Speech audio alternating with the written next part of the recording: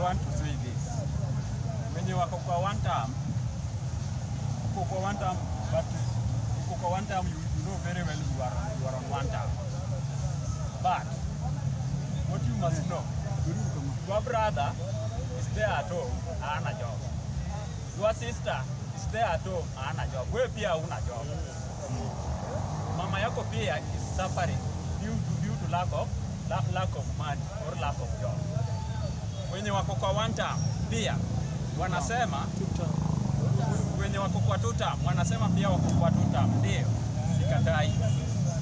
Mama yako is suffering at home due there is no job, there is no money.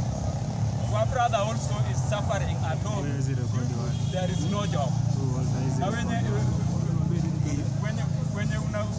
wenye una support unasema ati wao ndio mambo ya one term, so there is a leader of one term, there is some leaders on two term.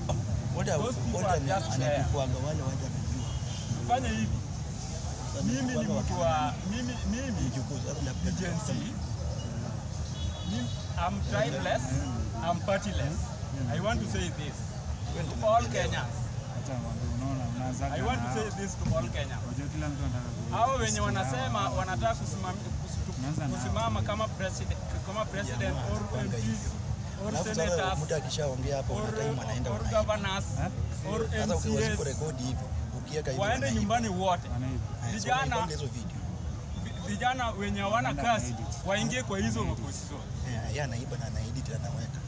Waende nyumbani wote, vijana wenye hawana kazi. Face moja sana fanyanga hiyo. Waingie kwa hizo position. Tusongeze Kenya mbele, Kenya iende mbele. Asante sana.